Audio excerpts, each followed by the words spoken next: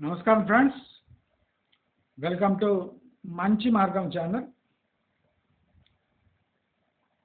మన తెలంగాణ రాజకీయం రసవత్తరంగా మారింది. నేను చెప్పినట్టే ఇప్పుడు బీఆర్ఎస్ పార్టీ ఆక్షన్లో తమ ఎమ్మెల్యేలను ఎంపీలను అమ్ముకుంటున్నారు. రీసెంట్లీ మనం ఒక స్టేట్మెంట్ చూసాము. దాంట్లో కేసీఆర్ ఏమంటున్నాడంటే, నాకు ఎవరు పోయినా ఫరక్ పడదు అని. ప్రాక్టికలీ కేసీఆర్ వాళ్ళని బీజేపీలోకి పంపిస్తున్నాడు. ఆయనకు ఫరక్ పడడం కాదు, ఆయనకి ఇప్పుడు ఎమ్మెల్యే ఎంపీలు ఒక బార్టర్ సిస్టమ్ ఉండే కదా, అంటే గోధుమలు ఇస్తే బియ్యం ఇస్తామని పాతకాలంలో. సేమ్ అదే పరిస్థితి ఉంది ఇప్పుడు. నేను ఎమ్మెల్యేలు ఇస్తా, నువ్వేమిస్తావు. నేను ఎంపీలు ఇస్తా, నువ్వు కవితను అరెస్ట్ చేయొద్దు. అంటే ఇప్పుడు ఆ మిగిలిపోయిన సర్ది ఎమ్మెల్యేలు ఎంపీలు, లేదా ఇప్పుడు రాబోయే లోక్సభ ఎలక్షన్లో పోటీకి ఎవరిని ఉంచాలి, ఎవరిని తీసేయాలన్నది కంప్లీట్లీ నరేంద్ర మోదీ డిసైడ్ చేస్తున్నారు. అంటే ఇప్పుడు బీజేపీని గెలిపించడం, నేను పాత వీడియోలో చెప్పినా, మీకు గుర్తుకుందో లేదు, నా సెకండ్, థర్డ్, ఫోర్త్ వీడియో చూసుకోండి. పొలిటికల్ అనే దీంట్లో సెక్షన్లో ఆ వీడియోస్లో నేను క్లియర్గా చెప్పిన. ఇప్పుడు అంటే ఈ వీడియోస్ నేను 5 months 6 months బ్యాక్ వేసిన, చూడండి, 6 months బ్యాక్ వేసిన వీడియో ఇవాళ మీరు పెట్టి చూసుకోండి. ఇప్పుడు జరుగుతున్న పరిణామాలు అవేనా కాదో తెలిసిపోతుంది.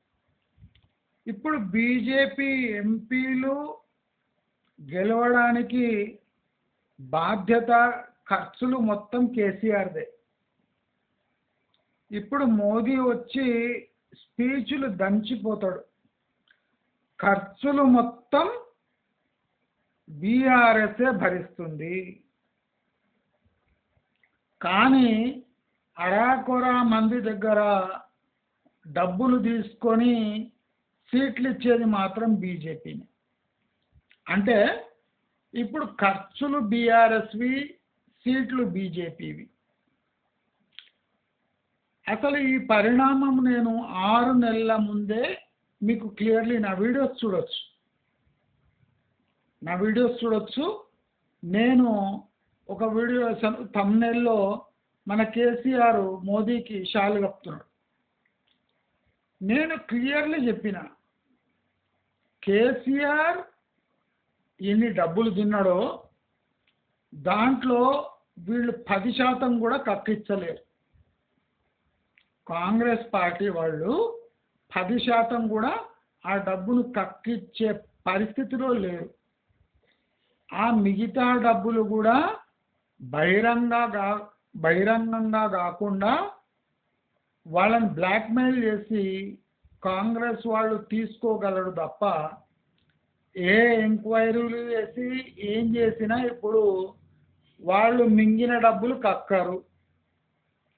అయితే ఈ మింగిన డబ్బులు ఎక్కడ పోతున్నాయంటే బీజేపీ పోల్ క్యాంపెయిన్కి,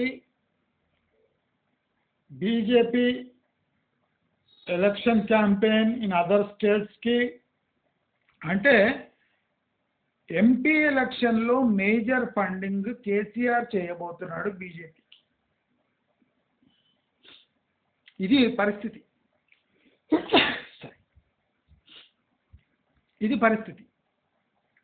అంటే ఇప్పుడు బీజేపీ బీఆర్ఎస్ యొక్క స్ట్రెంగ్త్ను తమ గెలుపుగా మార్చుకోబోతుంది. అంటే బీజేపీ దాంట్లో సక్సెస్ఫుల్ అవుతుందా అంటే కాదు. దానికి బలమైన కారణాలు ఉన్నాయి. బీజేపీ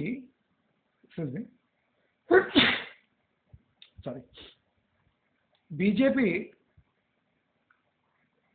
తాను కేసీఆర్ డబ్బులతో, కేసీఆర్ స్ట్రెంగ్త్తో, బీజేపీ క్యాడర్ స్ట్రెంగ్త్తో లోక్సభ ఎన్నికల్లో గెలవబోతుందా అంటే కాదు, లేదు అని చెప్పొచ్చు. ఇప్పుడు పరిస్థితులు బీజేపీకి అనుకూలంగా లేవు.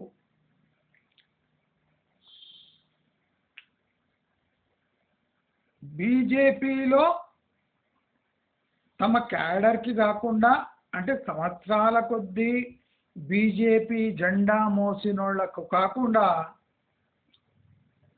మాఫియా వాళ్లకు, డబ్బున్నోళ్లకు, ఇండస్ట్రియలిస్ట్కి ఎంపీ టికెట్లు అమ్ముకుంటున్నారు. ఎవడు తమ సత్తాతోని ఖర్చు పెట్టగలడో వాళ్ళని ఎంపిక చేసుకుంటున్నారు. ఎవరు బీజేపీ క్యాడర్ దగ్గర డబ్బు లేదో కానీ బీజేపీ అనుకున్న క్యాండిడేట్స్ వాళ్లకు బీఆర్ఎస్ నుంచి ఫండింగ్ సపోర్ట్ దొరుకుతుంది. ఈ లోక్సభ ఎన్నికల్లో ఒక విచిత్రమైన ఘటన జరగబోతుంది, ఎస్పెషల్లీ తెలంగాణలో. ఇక్కడ కాంగ్రెస్ పార్టీ గెలవాలన్నా బీజేపీ సపోర్ట్ తీసుకోవాలి, బీజేపీ క్యాండిడేట్ గెలవాలన్నా కాంగ్రెస్ పార్టీ సపోర్ట్ తప్పనిసరి.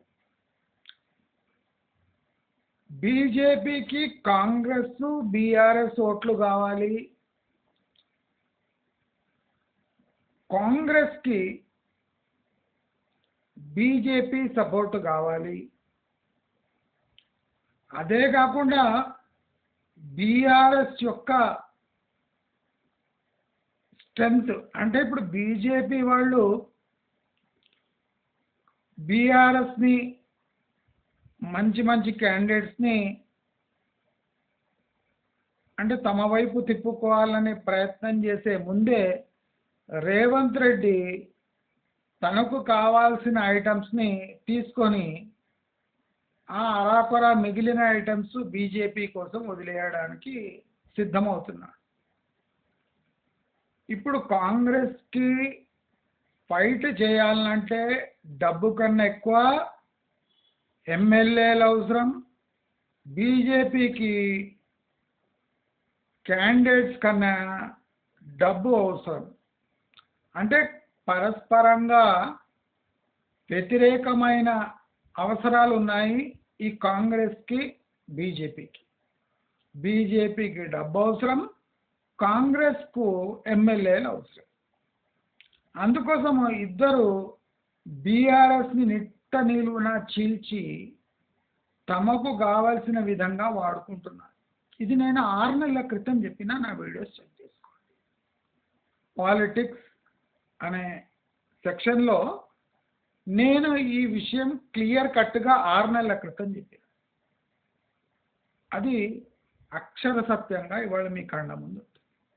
నేను అందుకోసం ఎప్పుడు చెప్తా, పాలిటిక్స్ని గెస్ చేయడం పెద్ద పనిగా, ఎకనామిక్స్ని గెస్ చేయడం చాలా క్రిటికల్ థింగ్. మనం ఇప్పుడు ఈ మాధవిలత యొక్క ఇంపార్టెన్స్, అంటే ఈమె ఓవైసీని ఢీ కొనడానికి బీజేపీ దింపిన బ్రహ్మాస్త్రం, అగ్నాస్త్రం, బ్రహ్మోస్ మిసైల్ అని చెప్తున్నారు. ఈ సన్నాసులు ఇట్లా ఎందుకు ప్రచారం చేస్తున్నారు నాకు తెలియదు. మాధవిలత ముమ్మాటికి గెలవదు. మాధవిలతకు 2.5-3 లక్షల ఓట్లు వస్తే ఎక్కువ అయితే 3.5 లక్షల ఓట్లు వస్తాయి హైదరాబాద్లో. అంటే ఆమె దుమ్ము లేపే ప్రచారం చేసిన 3.5 లక్షల ఓట్లు వస్తాయి. అంటే దుమ్ము లేపాలి, తన సగం ఆస్తి తగలేయాలి.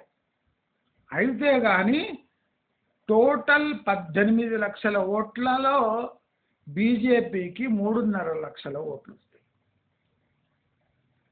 అయితే ఇప్పుడు చాలా ఇంట్రెస్టింగ్ పాయింట్ మీకు ఒకటి చెప్తా.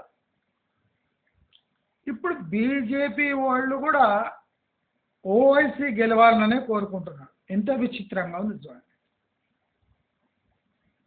బీజేపీ ఎప్పుడు ఈ మాధవి లతను సడన్గా పారాషూట్ నుంచి డ్రాప్ చేసిందో బీజేపీ క్యాడర్ డిసైడ్ అయ్యింది, మాధవి లతను ఎట్టి పరిస్థితిలో హైదరాబాద్లో గెలవనివ్వద్దు. బీజేపీ క్యాడర్ డిసైడ్ చేసింది.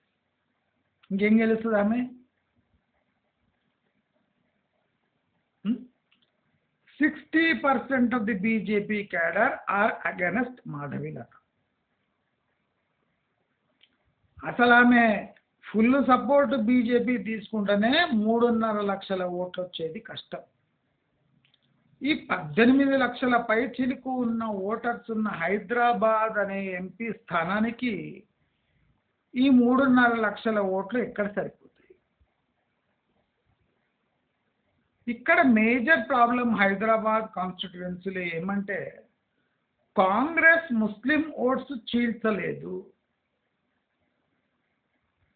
ప్రాబ్లం ఏమంటే కాంగ్రెస్ ముస్లిం ఓట్లను చీల్చడంలో తన అసమర్థతను కనపరుస్తుంది. ఎందుకు కనపరుస్తుంది అంటే కాంగ్రెస్ వాళ్ళకు కూడా ఓవైసీ గెలవాలనే ఉంది. ఎందుకు అంటే బీజేపీ ఓడిపోవాలని. ఇప్పుడు బీజేపీ క్యాడర్ కూడా మాధవి లతను ఓడించడానికి తమ ప్రయత్నము తాము చేస్తున్నారు. కాంగ్రెస్ వాళ్ళు ఓవైసీని ఇష్టం లేకున్నా బలపరుస్తున్నారు. ఎందుకంటే ఇక్కడ బీజేపీ ఓడిపోవాలి అంటే ఇద్దరి గోల్స్ అవే. అయితే ఈ సోషల్ మీడియాలో తలాతోకలేని ప్రచారం చేస్తున్నారు. మాధవి లత ఒక బ్రహ్మాస్త్రం అని, మోదీ దింపిన వేసిన ఒక బాణమని, ఇవన్నీ బేకార్ మాటలు. ఈ మాధవి లత ఒక 6 నెలలుగా తళక్కుమంటుంది. అంటే 6 months to 8 months ముందే ఈమె హైదరాబాద్లో దిగాలని డబ్బులు ఇచ్చి బీజేపీలో చేరింది. అంటే ఇప్పుడు దీంట్లో లాభమేమి అంటే ఎవరికీ లాభం లేదు. మాధవి లతకు కూడా తెలుసు ఆమె గెలవబోదు, కాంగ్రెస్ కూడా తెలుసు ఎవడు పోటీ చేసినా గెలవబోరు. సో ఈ మాధవి లత గెలవను అని తెలిసినా ఎందుకు పోటీ చేస్తుందంటే లైమ్ లైట్లో రావడానికి. ఇప్పుడు నేను దీంట్లో ఒక పెద్ద జోక్ చెప్తా. ఈ మాధవి లత గెలిచే ప్రయత్నం ఏమాత్రం చేయదు. ఎందుకు? ఓడిపోయే స్థానంపై డబ్బులు మాధవి లత ముమ్మాటికి పెట్టదు. ప్రతి ఒక్కడు పుణ్యానికే లైమ్ లైట్లో రావాలని ట్రై చేస్తారు. అంతేగాని కొండని ఢీ కొట్టి అనవసరంగా రక్తం చిందించాలని ఎవడు ట్రై చేయరు. సో మాధవి లత కూడా తూతూ మంత్రంగా ప్రచారం చేసి అలవోకగా ఓటమి చెందుతుంది. ఆమెకు వచ్చే ఓట్లు 3 లక్షల కన్నా ఎక్కువ రావు. ఎందుకు అని మీరు అడగచ్చు. మాధవి లత అంటే ఎవరికి తెలియదు. అంటే ఇప్పుడు మనం తెలియని క్యాండిడేట్ని అర్థం చేసుకొని మరి బీజేపీకి ఓటేయాలి. అంత సీన్ హైదరాబాద్లో లేదు. బాగా తెలిసిన వ్యక్తులే ఇక్కడ గెలవరు. ఎందుకంటే మెజారిటీ ముస్లిం పాపులేషన్ ఓవైసీకి మద్దతు ఇస్తుంది కనుక. ఓవైసీకి కొనుక్కోవడం కూడా చాలా చీప్లో దొరుకుతారు ఈ ముస్లిం ఓటర్స్. మన హిందూ ఓటర్స్ అంత కాస్ట్లీ కాదు, ముస్లిమ్స్ చాలా చీప్. గుంపు అంటే బల్క్లో కొనేయచ్చు. కొంతమంది ఇష్టంతోనే ఓటేస్తారు. సో బీజేపీ పరిస్థితి అట్లేదు. బీజేపీ వాళ్ళు కాంగ్రెస్ వాళ్ళని కొనాలి, బీఆర్ఎస్ వాళ్ళని కొనాలి, తమ సొంత క్యాడర్ని కొనాలి, తమ సొంత కార్పొరేటర్లను కొనాలి, సొంత ఎమ్మెల్యేలను కొంటే కానీ బీజేపీకి అరాకొర అంటే ఓట్స్ రావు. కానీ ఎంఐఎంకి ఆ పరిస్థితి లేదు. ఎంఐఎం సునాయాసంగా హైదరాబాద్ సీటు గెలుస్తుంది. మోదీకి కూడా తెలుసు.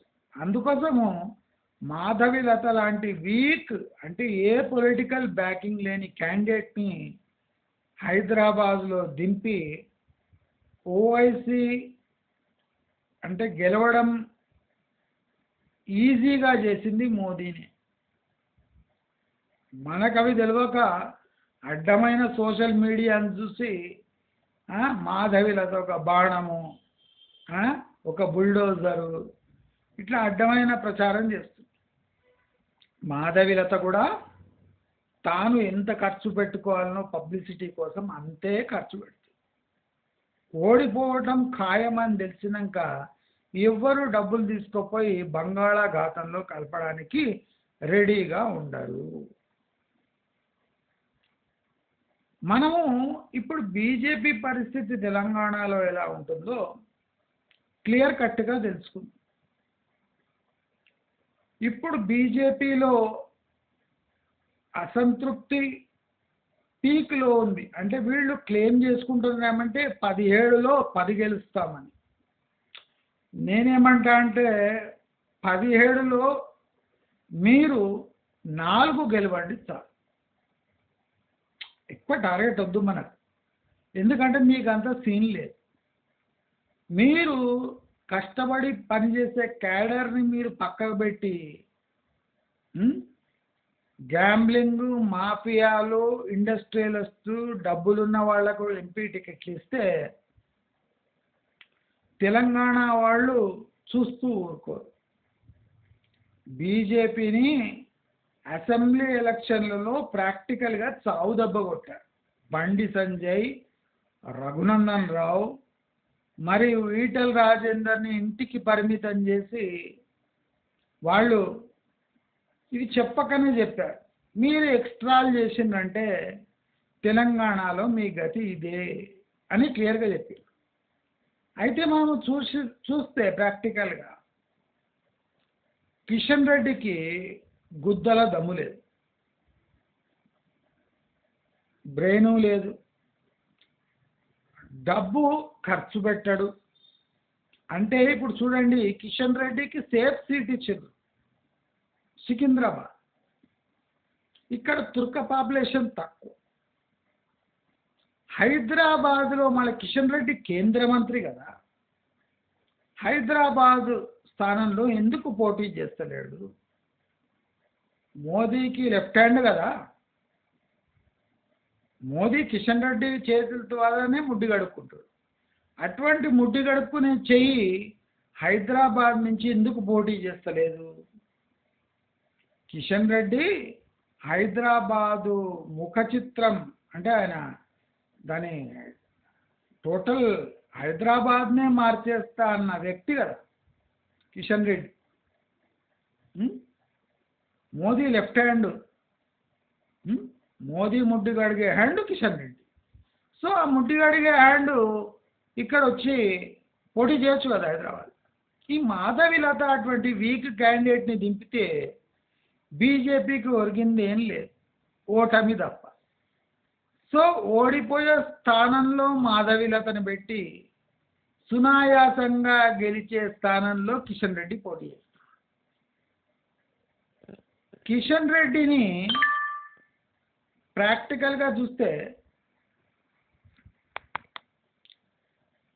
కిషన్ రెడ్డిని మల్కాజ్గిరి నుంచి పోటీ చేయమని చెప్పింటే కిషన్ రెడ్డి దీనికి కూడా ఒప్పుకుంటలేకుండే, ఇది వస్తుండే కిషన్ రెడ్డికి.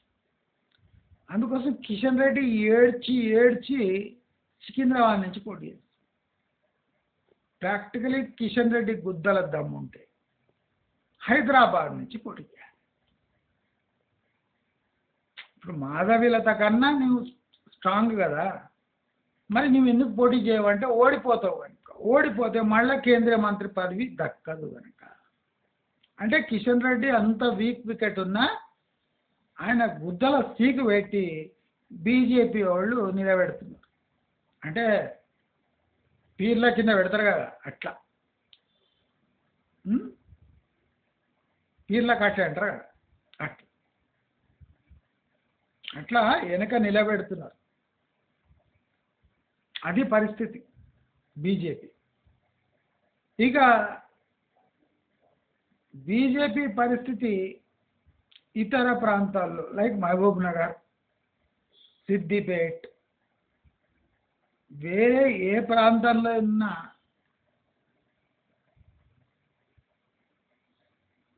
కాంగ్రెస్ని కాదని బీజేపీకి ఓట్లు జనాలు వేయరు. ఇది నా ఖచ్చితమైన గెస్.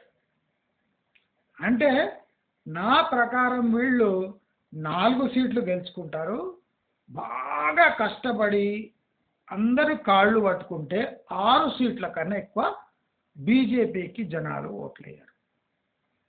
వేసినా వేస్తే.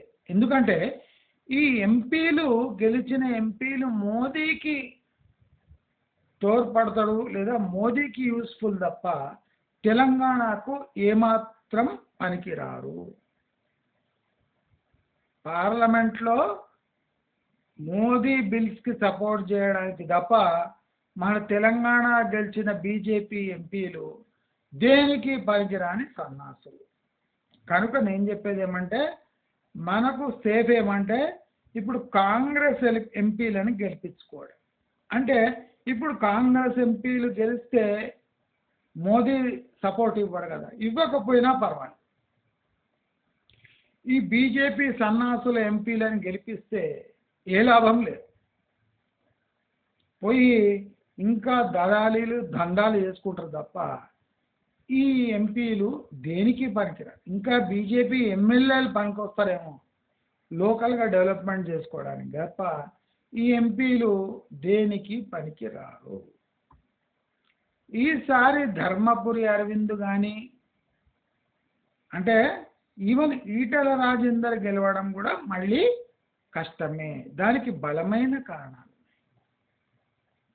ఇప్పుడు మెదక్లో కానీ మల్కాజ్గిరిలో కానీ కాంగ్రెస్ ప్రెషర్ ఎక్కువ ఉంది. అంటే బీఆర్ఎస్ క్యాడర్ కూడా కాంగ్రెస్కి షిఫ్ట్ అయ్యే పరిస్థితి ఉంది. సో ఇప్పుడు బీఆర్ఎస్ కాంగ్రెస్ కలిస్తే ఒక శక్తిగా ఏర్పడింది. అలాంటి శక్తిని బీజేపీ ఒక్కటే ఎదుర్కోలేదు. ఇది స్పష్టం. మనం క్లియర్ చేసుకోవాల్సిన పాయింట్ ఏమంటే ఇప్పుడు BRS plus Congress is equal to Congress. ఇప్పుడు దీన్ని బీజేపీ ఒకటే ఎదుర్కోలేదు. ఫైనాన్షియల్గా స్ట్రాంగ్ ఉన్న పర్సన్ని దింపిన ఇమేజ్ జనరేట్ అయ్యేది కాంగ్రెస్ది తప్ప మోదీది కాదు అని ఇప్పుడైనా బీజేపీ వాళ్ళు రియలైజ్ చేసుకోవాలి. క్యాడర్ మొత్తం రియలైజ్ అయిపోయింది. మోదీ మోదీ అన్న మోదీ వచ్చి ఇక్కడ ఒరగబట్టిద్ది ఏమీ లేదు, ఆయన చేసేది ఏమీ లేదు. పనికి మాలిన ఇన్స్టిట్యూట్లను తెచ్చి మన హైదరాబాద్లో నెలకొల్పుతున్నాడు తప్ప నేషనల్ హ్యాండ్లూమ్ ఇన్స్టిట్యూట్ వస్తే తెలంగాణకు ఏ లాభం లేదు. ఇక్కడ ట్రైనింగ్ తీసుకొని వేరే రాష్ట్రాలకు పోయి పనిచేయడం తప్ప ఇక్కడ ఎంప్లాయ్మెంట్ జనరేట్ చేసే ఆప్షన్ మనకు అంటే ఛాన్స్ కూడా లేనే లేదు. కనుక నేను చెప్పవలసిన పాయింట్ ఒకటే, మీరు బీజేపీ ఎంపీలకు మోదీ ముఖం చూసి ఓటేయకండి. రాబోయే ఎలక్షన్లో బీజేపీకి మ్యాక్సిమం 4 అంటే ఇంకా ఏడిస్తే 6 తప్ప 4 ఏడిస్తే 6 అంటే అన్ఫోర్సిన్ సర్కమ్స్టెన్సెస్లో 6 గెలవచ్చు తప్ప వీళ్లకు 10 గెలిచే సీనే లేదు. కాంగ్రెస్ ఊపులో ఉంది. బీజేపీ వాళ్ళు కాంగ్రెస్ స్కీమ్ నన్ను కంపేర్ చేస్తే ఏ కొత్త స్కీము అనౌన్స్ చేయలేరు, చేయరు కూడా, ఎందుకంటే వాళ్ళ చేతిలో లేదు కనుక. కానీ కాంగ్రెస్ తన ఫ్రీ బస్ స్కీము లేదా ఈ 6-7 పథకాలను మళ్ళీ మళ్ళీ చూపించి ఎంపీ సీట్లు ఈజీగా గెలుచుకునే ఛాన్స్ కాంగ్రెస్కు ఉంది. మనం అనుకోని పరిస్థితి ఒకటి ఎదురు కావచ్చు. ఓవైసీగా పోటీలో పెట్టిన కాంగ్రెస్ క్యాండిడేటు మాధవిలత కన్నా ఒక 30% ఎక్కువ ఓట్లు గెలిచే ఛాన్సెస్ ఉన్నాయి. అంటే మాధవిలత 3వ స్థానానికి పరిమితమయ్యే ఆస్కారాలు 98% ఉన్నాయి. అంటే మాధవిలతకు 3వ స్థానం, కాంగ్రెస్ పర్సన్కి 2వ స్థానం, గెలిచేది ఓవైసీనే. ఇది స్పష్టంగా ఉండాలి. అంతేగాని ఏ పట్టు చీర కట్టుకొని నగలేసుకొని ఆమె లక్ష్మీదేవిలా పోతే అందరు కరిగిపోయి ఓటేసే పరిస్థితి కానీ ఆ అట్రాక్షన్ పవర్ కానీ బీజేపీకి ఏమాత్రం లేదు. బీజేపీలో ఉన్న స్టేట్ క్యాడర్కి వెన్నుముక్క లేదు కాబట్టి వాళ్ళు ఓవైసీని తట్టుకొని నిలబడే పవర్ వీళ్ళ దగ్గర లేదు. ఆ చరిష్మా లేదు, ఆ ఫైనాన్షియల్ స్ట్రెంత్ లేదు, ఆ క్యాడర్ బలము లేదు. అది కాకుండా బీజేపీలో ఇప్పుడు ఇంటర్నల్ తన్నులాటలు స్టార్ట్ అవుతున్నాయి. ఈ ఎంపీ స్థానాల పోటీ కాకముందే నా ప్రకారం చాలా మంది బీజేపీ వాళ్ళు కాంగ్రెస్లో చేరే ఆస్కారం 95% ఉంది. అంటే మనం ఇప్పుడు బీజేపీ ముఖ్య కార్యకర్తలు అని ఎవరు అంటున్నామో వాళ్ళు ఐదర్ వెన్నుపోటు పడవచ్చు బీజేపీకి, లేదా డైరెక్ట్ కాంగ్రెస్లో చేరి లాస్ట్ మినిట్లో కాంగ్రెస్ క్యాండిడేట్స్ గెలవడానికి ప్రయత్నం బీజేపీ వాళ్ళే చేయొచ్చు. నేను క్లియర్గా చెప్తున్నా. కాంగ్రెస్ గెలవాలి అంటే బీజేపీ బీఆర్ఎస్ కావాలి, కానీ బీజేపీ గెలవాలంటే బీఆర్ఎస్ డబ్బులు కావాలి. ఈ విషయం మనకు క్లారిటీ ఉండాలి. క్లారిటీ ఉంటే మనకు ఫ్యూచర్లో ఎవరికి ఓటేయాలని ఈజీగా మనం గెస్ చేయొచ్చు. ఇప్పుడు గట్టిగా మాట్లాడే బీజేపీ క్యాడరు ఎంపీ ఎలక్షన్స్ వచ్చే వరకు, అంటే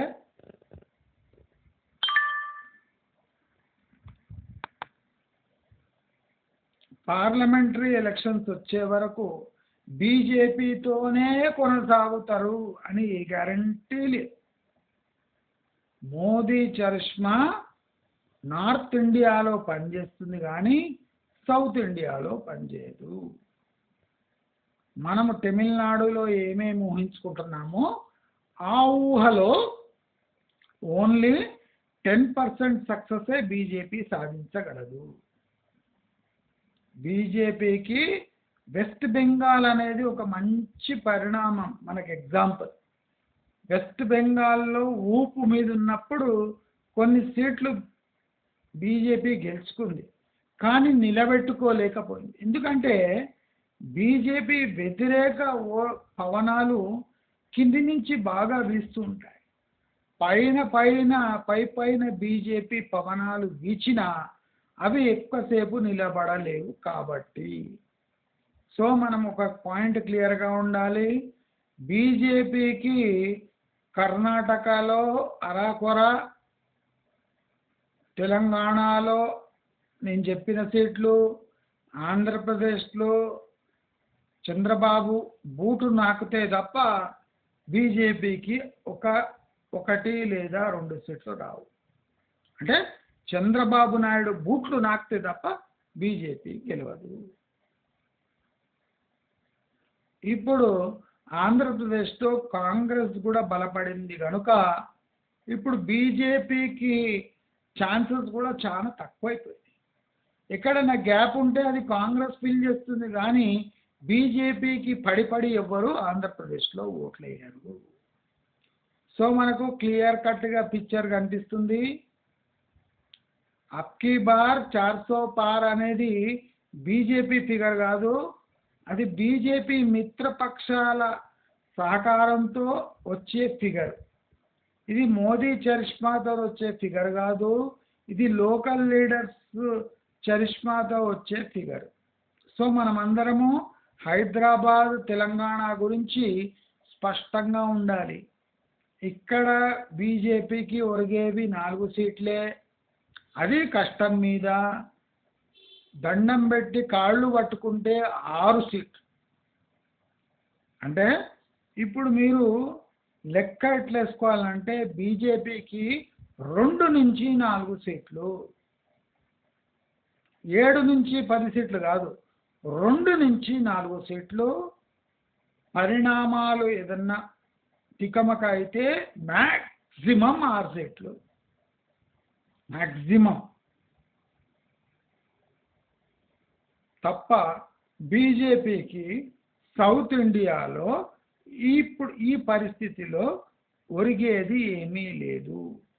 బీఆర్ఎస్ని కాంగ్రెస్ వాళ్ళు బీజేపీ వాళ్ళు రాబందుల్లాగా తినేస్తారు. దీంట్లో బీఆర్ఎస్లో ఇప్పుడు చాలా వరకు నష్టపోయేది అంటే కేటీఆర్ మాత్రమే. ఇప్పుడు కేటీఆర్కి తీవ్రమైన నష్టం.